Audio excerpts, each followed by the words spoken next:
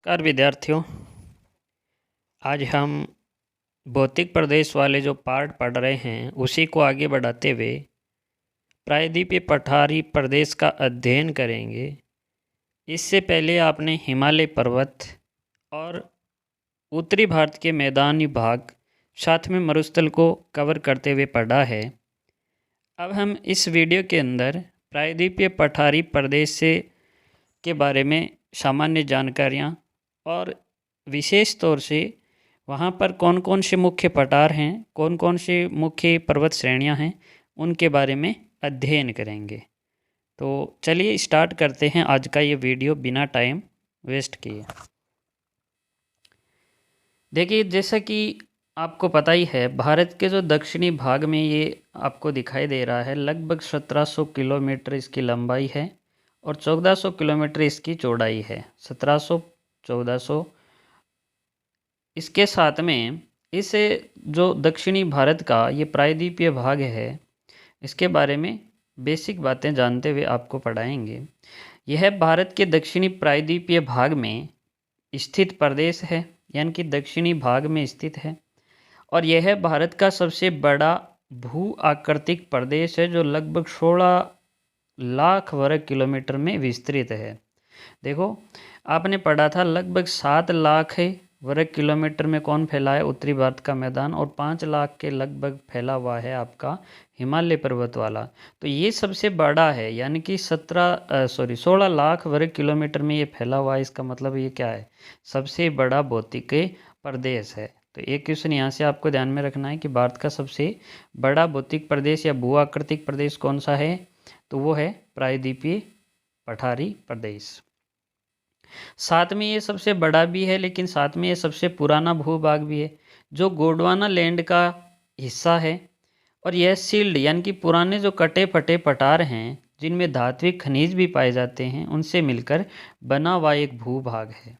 ठीक है, तो इसी पठारी प्रदेश के अंदर आप यहाँ पर देख पाएंगे कि जो झारखंड वाला, यहाँ पर छत्तीसगढ़ वाला जो हिस्सा है, उस ये खनिजों की दृष्टि से भी संपन्न है।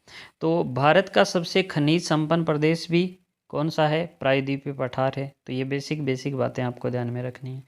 इस प्रदेश का उत्तरी और दक्षिणी विस्तार लगभग 1700 किलोमीटर है, उत्तर से दक्षिण तो, और पूर्व से पश्चिम है लगभग 1400 किलोमीटर। तो इस प्रदेश में पठार व पर्वत श्रेणियां सम्मिलित हैं। तो यहाँ पर अधिकतर भाग पठारी और पर्वतीय श्रेणी से बने हुए हैं।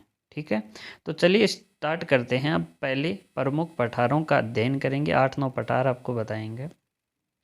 अच्छे से समझना मानचित्र पर, साथ साथ में आप ये याद भी करते चलना कि कौन सी दिशा में कहाँ पर स्थित है ना। तो देखो, सबसे पहले देखना है मेवाड़ का पठार। तो ये आपको पता है, जैसा कि ये अरावली पर्वतमाला है, और इससे पश्चिम वाला ये भाग कौन सा है? मरुस्थल का है, यानी कि उत्तरी भारत के मैदानी क्षेत्र में आ जाता है। इसी के जस्ट पास में यहाँ पर दिखाई दे रहा है 1 नंबर लिखा हुआ आपको। यहाँ पर कौन सा पठार है? मेवाड़ का पठार है, यानी कि राजस्थान के अंदर ही है। मध्य भारत का पठार यहाँ पर इसी के मेवाड़ वाले पठार के पास में आपको दिखाई दे रहा है, जो राजस्थान और मध्य प्रदेश के अंदर विस्तृत है। बुंदेलखंड का पठार इसी के पास में, बुंदेलखंड का पठार यहाँ पर दिखाई दे रहा है। और चौथा है मालवा का पठार। तो ये चारों पठार अरावली और विंध्याचल जो पहाड़ी है, विंध्याचल पर्वत है, इनके मध्य स्थित है। तो 4 पठारों के मेवाड़, मध्य भारत, बुंदेलखंड और मालवा का पठार, ये चारों आप देख सकते हैं यहाँ पर। तो इन चारों की स्थिति कहाँ पर है? अरावली पर्वतमाला और विंध्याचल पर्वत के बीच में। ठीक है, और यहाँ पर सतपुड़ा पठार, सतपुड़ा पर्वत श्रेणी आ जाती है। तो बुंदेलखंड देख लिया। अब देखो बघेलखंड। बघेलखंड कहाँ पर है? तो भारत की जो आपका बुंदेलखंड का पठार है, उसी के पूर्व में कौन सा स्थित है? बघेलखंड का पठार है। और इसी के पूर्व में आगे थोड़ा चलोगे तो यहाँ पर है छोटा नागपुर का पठार, झारखंड वाला हिस्सा। थोड़ा दक्षिण में इन दोनों के यहाँ पर आपका छत्तीसगढ़ और उड़ीसा वाला, झारखंड वाला जो कुछ हिस्सा है, यहाँ पर है आपका दंडकारण्य का पठार। ठीक है, लास्ट और 8वां है, यहाँ पर आप देख पा रहे होंगे मेघालय का पठार। मेघालय का पठार कहाँ पर है? मेघालय के अंदर ही है। तो इस प्रकार से 8 भारत के अंदर मुख्य पठार जो दक्षिणी भारत के अंदर जो मुख्य पठारी प्रदेश हैं वो यहाँ पर शामिल हैं। ठीक है, और ये आपका बड़ा वाला भाग आपको पता ही है दक्कन का पठार है, दक्कन का पठार वाला भाग हो गया। तो इस प्रकार से 8-9 यहाँ पर मुख्य मुख्य पठार हैं जिनको आपको ध्यान में रखना है। देखो जैसे यहाँ पर बताया गया है, मेवाड़ का पठार राजस्थान में स्थित है, अरावली के पूर्व में, जैसे कि मैंने स्थिति बता दी, तथा यहाँ से बनास नदी बहती है। ठीक है, थोड़ा स्पीडली चलेंगे क्योंकि लंबा ये टॉपिक है इसलिए। मध्य भारत का पठार, मध्य भारत का पठार भी कहाँ पर है, मेवाड़ के पूर्व में मैंने बताया था। और मध्य भारत पठार से बहने वाली जो नदी है चंबल नदी, कौन सी नदी, चंबल नदी, ये बीहड़ वहाँ पर बनाती है, बीहड़ जो खड़ भूमि है उसका निर्माण करती है।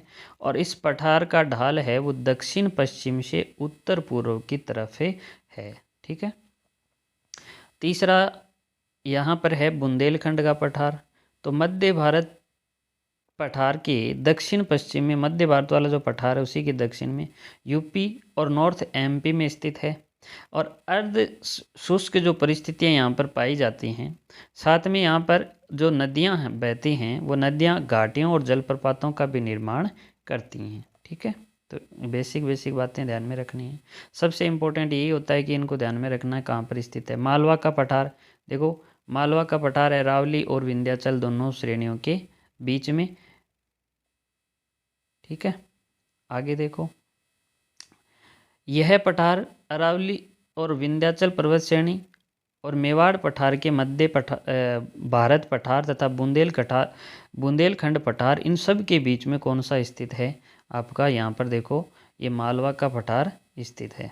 ठीक है, देखो अरावली इधर आपका मेवाड़ का पठार, मालवा का पठार, ये सब के बीच में कौन है, विंध्याचल के बीच में आपके मालवा का पठार स्थित है।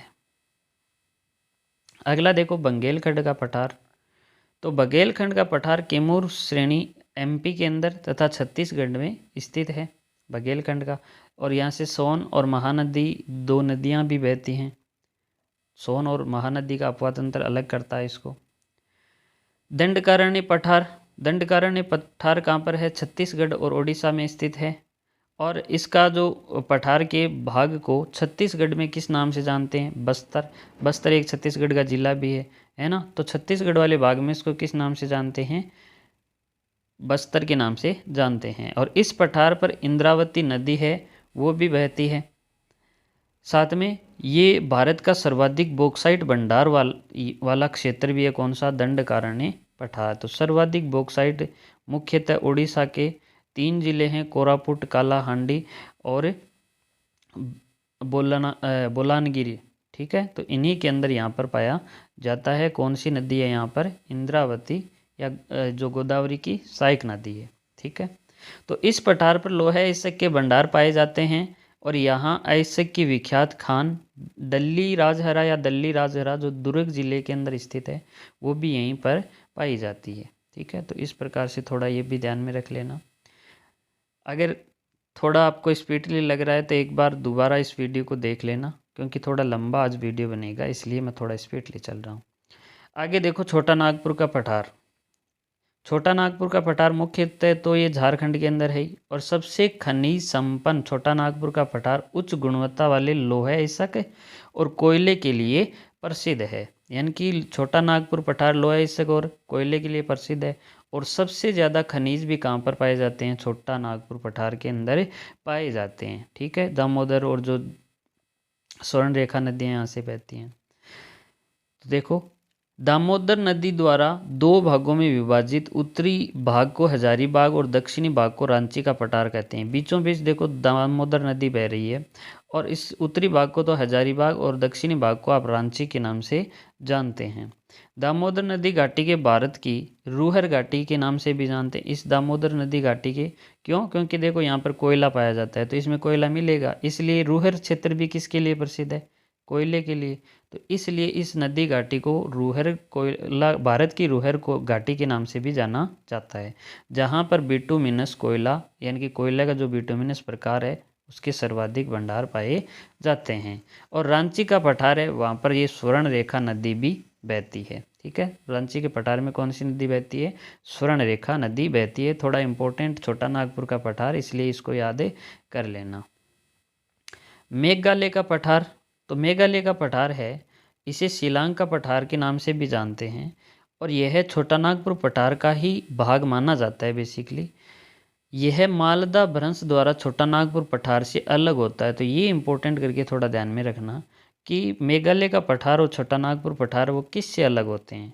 तो यहाँ पर है मालदा भ्रंश या मालदा गैप, जिसकी वजह से अलग होते हैं। ठीक है।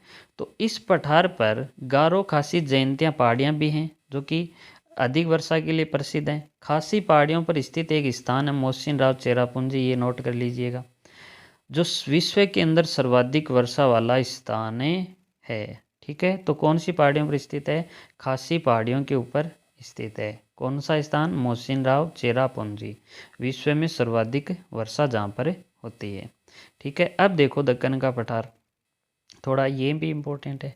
तो प्रायद्वीपीय भारत में स्थित है त्रिभुजाकार आकृति का, देखो इस प्रकार से त्रिभुजाकार आकृति का पाए जाने वाला जो पठार है, इसे लावा की परत के अवक्षय से निर्मित माना जाता है और ये काली मृदा के कारण यह क्षेत्र भारत का अग्रणी कपास उत्पादक है। देखो लावा चट्टानों से बना, इसके लिए यहाँ पर काली मृदा पाई जाएगी और काली मृदा के अंदर कौन सी कृषि अधिक की जा सकती है? कपास की, इसलिए कपास से उत्पादन के लिए प्रसिद्ध क्षेत्र है।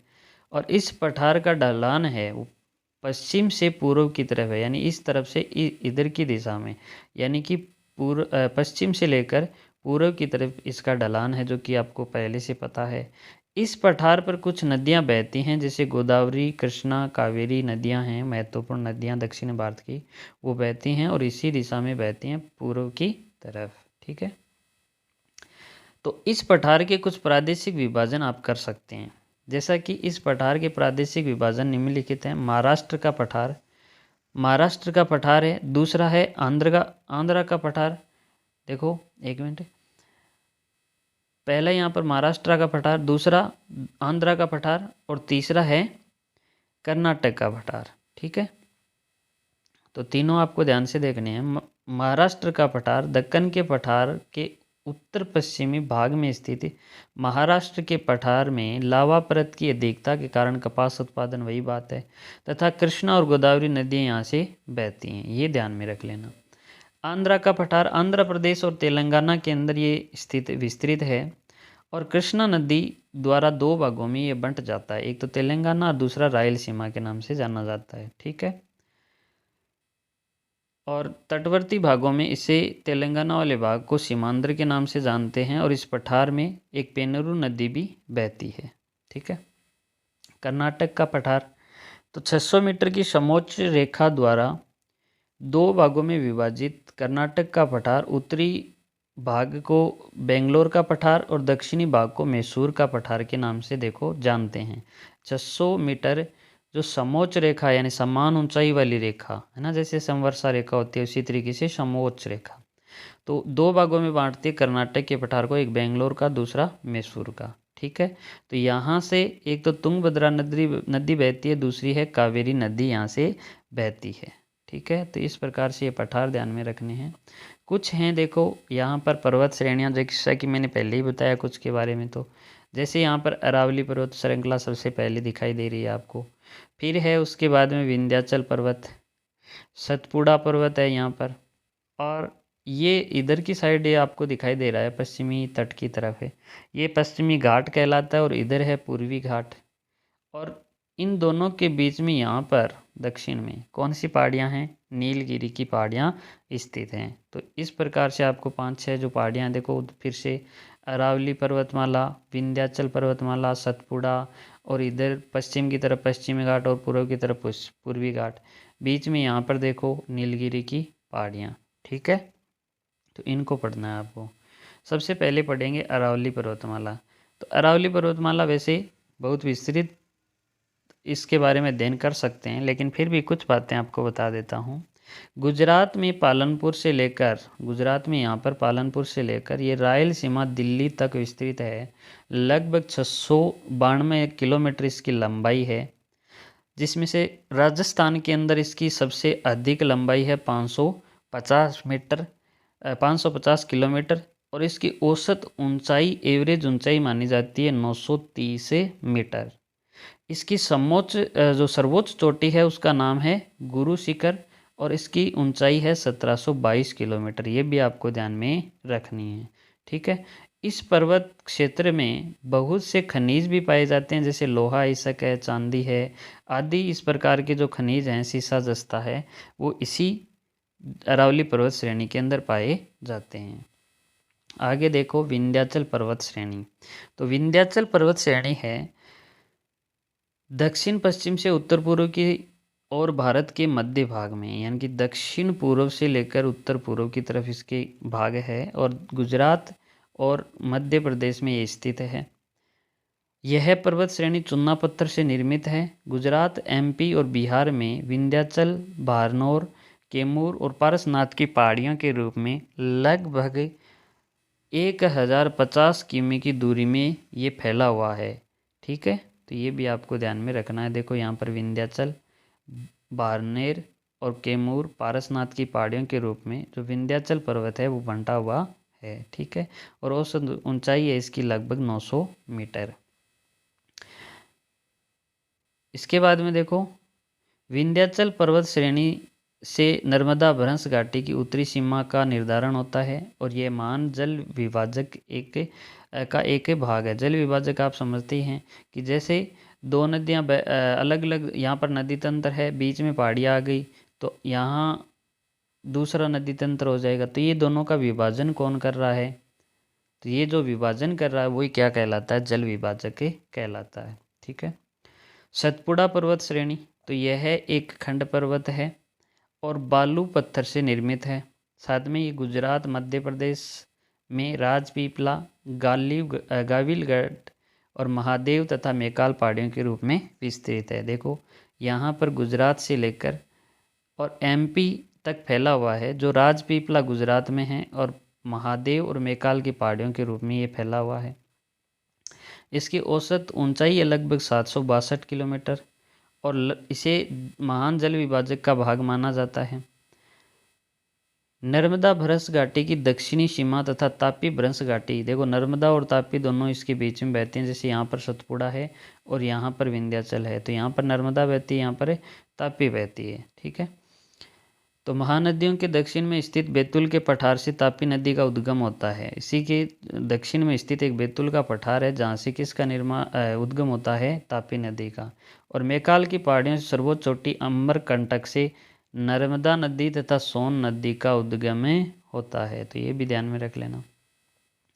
लास्ट है यहाँ पर अगला है पश्चिम घाट। तो ये पश्चिमी घाट आपको दिखाई दे रहा है। पश्चिमी घाट तापी भ्रंश घाटी से कन्याकुमारी, ये तापी जो भ्रंश घाटी है इससे लेकर दक्षिण में यहाँ कन्याकुमारी तक फैला हुआ है लगभग 1600 किलोमीटर क्षेत्र में, ठीक है। इसके बारे में आगे बेसिक बातें देखो। अगला है पूर्वी घाट। तो पूर्वी घाट प्राचीन वलित पर्वत है और महानदी तथा नीलगिरी, यहाँ पर देखो पश्चिम बंगाल में महानदी और नीलगिरी की जो पर्वत श्रेणियाँ हैं वहाँ तक ये फैला हुआ है। महानदी से गोदावरी तक सतत है और उसके बाद में ये अपरदित होने के कारण असतत हो जाता है, यानी कि यहाँ पर नदियाँ आकर मिल जाती हैं, इसके कारण असतत है। और इसकी औसत ऊंचाई है लगभग 900 मीटर। इसकी सर्वोच्च चोटी कौन सी है? अमरकंट अरामकोंडा, जिसकी ऊंचाई कितनी है? 1680 मीटर, जो कि आंध्र प्रदेश में स्थित है। किसकी? पूर्वी घाट की, ठीक है। तो पूर्वी घाट की विभिन्न चोटियां हैं, जैसे महेंद्रगिरी उड़ीसा के अंदर है, आंध्र प्रदेश में जिंदागाडा और तमिलनाडु में जवादी, शिवरोई आदि हैं। नीलगिरी पहाड़ियाँ, नीलगिरी की पहाड़ियाँ थोड़ी इम्पोर्टेंट हैं। तो पश्चिमी घाट तथा पूर्वी घाट, पश्चिमी घाट तथा पूर्वी घाट के बीच में यहाँ पर कौन सी पहाड़ियाँ स्थित हैं? नीलगिरी की पहाड़ियाँ। कर्नाटक, केरल, तमिलनाडु के सीमा क्षेत्र पर स्थित ये खंड पर्वत है और इस पहाड़ी की सर्वोच्च चोटी डोडा बेटा 2637 किलोमीटर, जो भारत की सर्वोच्च दूसरी ऊंची चोटी है, ठीक है। तो भारत का पहला जैव आरक्षित क्षेत्र भी किसे घोषित किया गया है? नीलगिरी पर्वत श्रेणी को भारत का पहला जैव आरक्षित जो क्षेत्र है वो घोषित किया गया था। और नीलगिरी जैव विविधता के लिए विख्यात है, यानी कि ये जैव विविधता के लिए भी प्रसिद्ध है। और इस पहाड़ी की एक रोपण कृषि है चाय की, जो कि विख्यात है। और इस प्रसिद्ध पर्वत में उट्टम मंडलम तथा टोडा जनजाति निवास करती हैं और टोडा जनजाति भैंस पालन के लिए विख्यात है।